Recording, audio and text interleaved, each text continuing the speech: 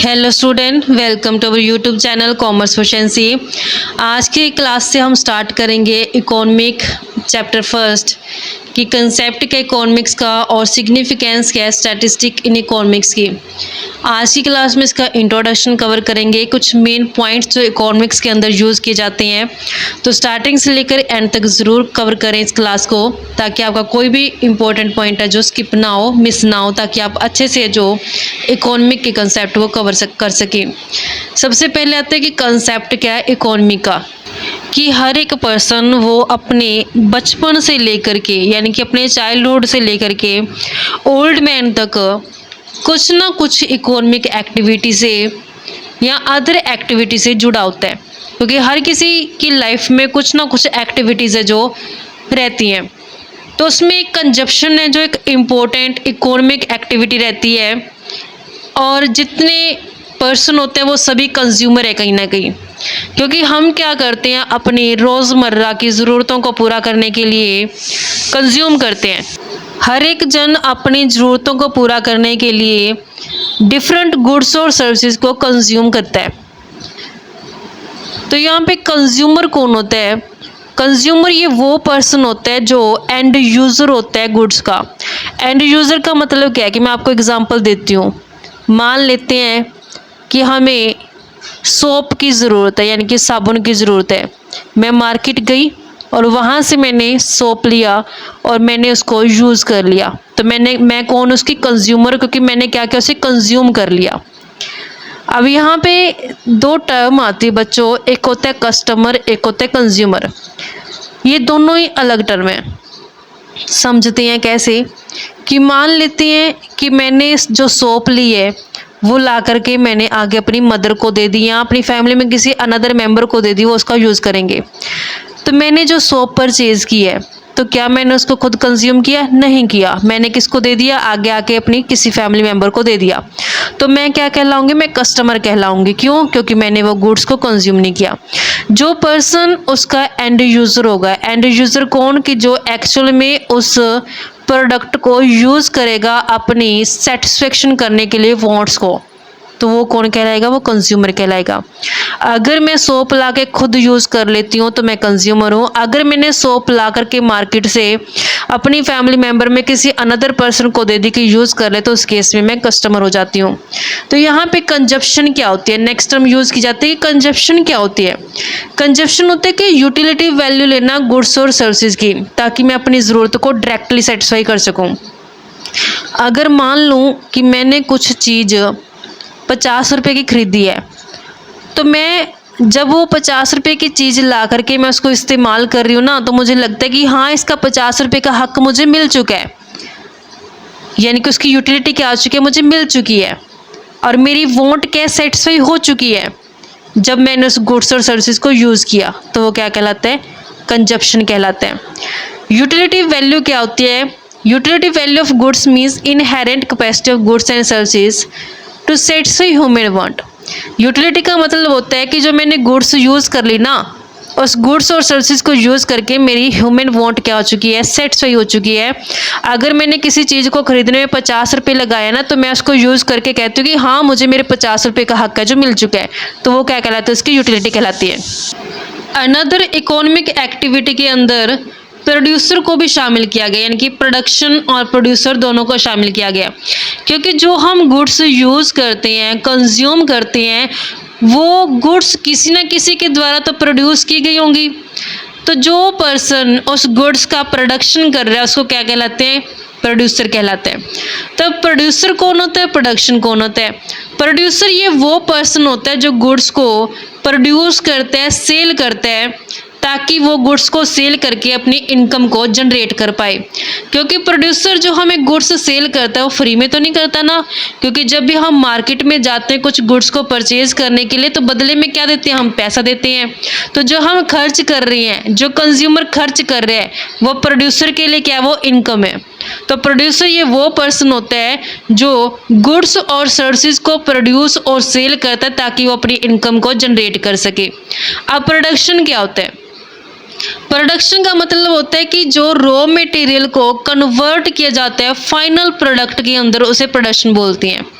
कि जैसे कच्चा माल खरीद के आए हैं जिसे रॉ मटेरियल बोला जाता है, उसके ऊपर वर्क किया जाता है जिसे वर्क इन प्रोग्रेस किया जाता है, फिर जाकर के वो फाइनल गुड्स बनती है। फाइनल गुड्स का मतलब क्या है कि वो गुड्स यूज़ करने के लायक हो जाती है कि जो कंज्यूमर है उसको गुड्स को यूज़ कर सकता है, तो उसे प्रोडक्शन बोलते हैं।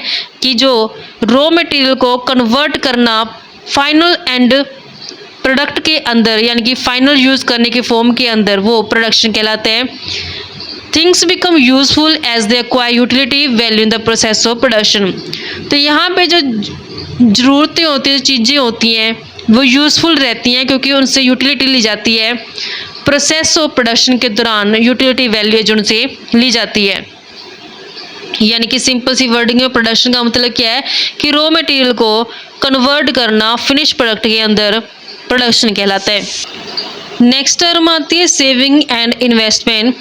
तो सेविंग और इन्वेस्टमेंट को भी इकोनॉमिक एक्टिविटी के अंदर शामिल किया जाता है, क्योंकि बहुत सारे सेवर होते हैं और बहुत सारे इन्वेस्टर होते हैं। ये दोनों सेविंग और इन्वेस्टमेंट एक अलग टर्म होती है कि जितना हम पैसा कमाते हैं वो सारा पैसा हम खर्च नहीं करते, उसमें से कुछ पैसा हम क्या करते हैं, सेव करते हैं, ताकि हम आने वाले टाइम में उसको यूज़ कर सके या फिर उसको आगे इन्वेस्ट कर सके।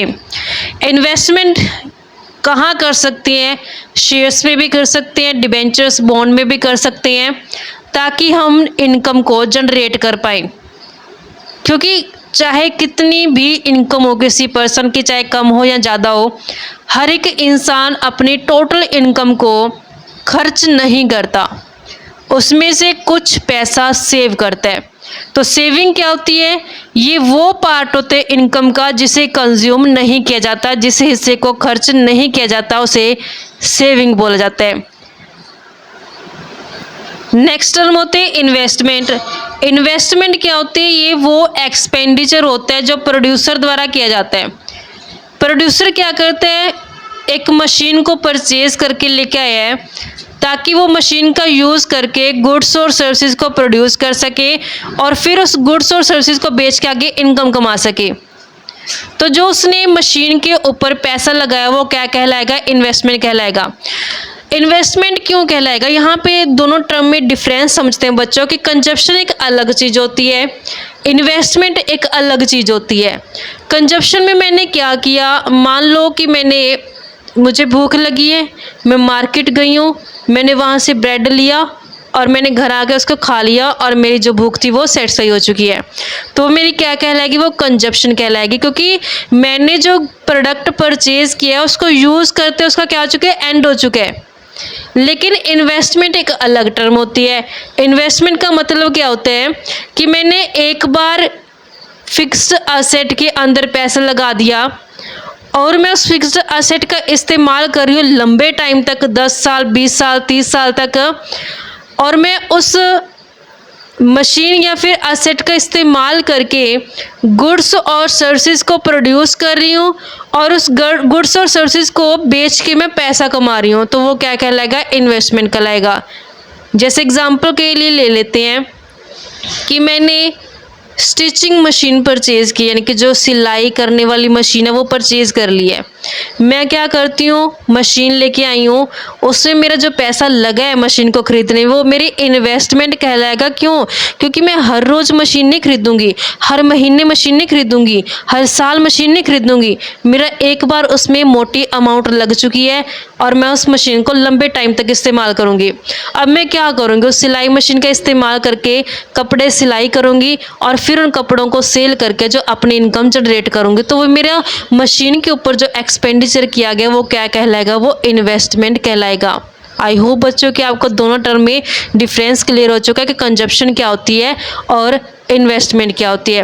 क्योंकि कंजप्शन में मैंने क्या किया, जस्ट मैंने गुड्स ली, उसको यूज़ करते वो ख़त्म हो चुकी है, वो मेरी कंजप्शन है। जबकि इन्वेस्टमेंट में मैंने क्या किया, एक बार पैसा लगाया और उसका लंबे टाइम तक असेट का इस्तेमाल किया और इनकम को जनरेट किया, तो वो मेरी इन्वेस्टमेंट है।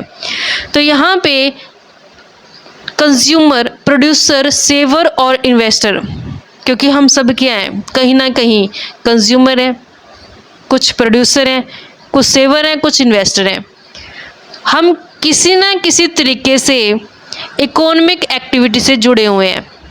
इकोनॉमिक एक्टिविटीज़ के अंदर शामिल किया जाता है कंजप्शन को, प्रोडक्शन को, सेविंग को, इन्वेस्टमेंट को, और इसके अलावा बहुत सारी एक्टिविटीज़ को शामिल किया जाता है। नेक्स्ट आता है कि इकोनॉमिक एक्टिविटी क्या होती है। इकोनॉमिक एक्टिविटी जुड़ी हुई है स्कार्स मींस के यूज से। स्कार्स मींस का मतलब क्या होता है कि जब सप्लाई कम होती है एज कंपेयर टू डिमांड, उसे स्कार्स बोला जाता है कि दुर्लभता है उस मींस की। मींस क्या होता है? साधन की।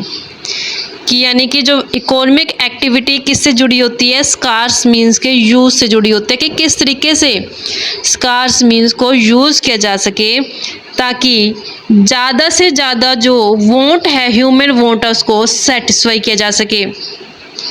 क्योंकि एक पर्सन चाहे जितना मर्जी अमीर हो, चाहे दुनिया में सबसे अमीर क्यों ना हो, फिर भी वो अपनी हर एक इच्छा को एक गिवन पॉइंट ऑफ टाइम पे सेटिस्फाई नहीं कर सकता।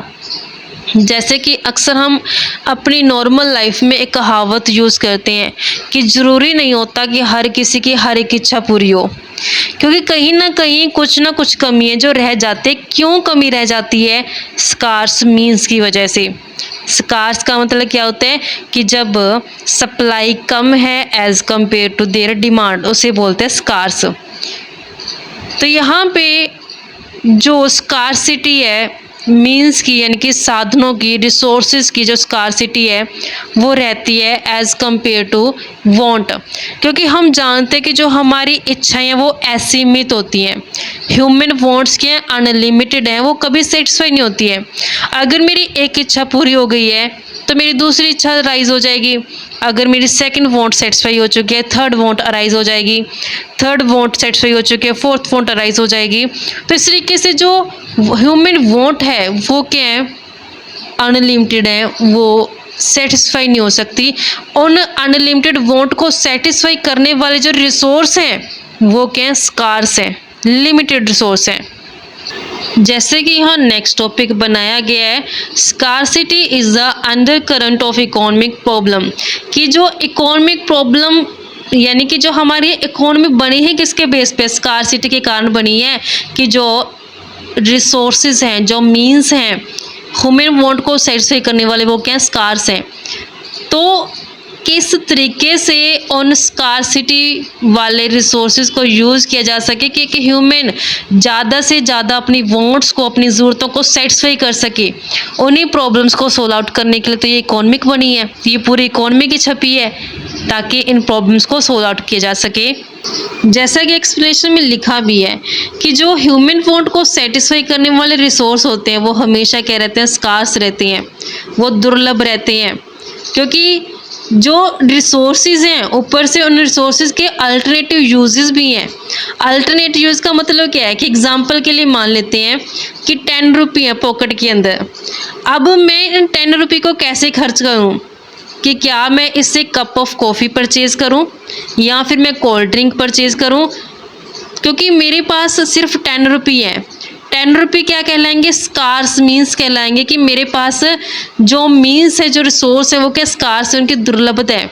लेकिन अब इसके यूजेस क्या हैं? अल्टरनेटिव है।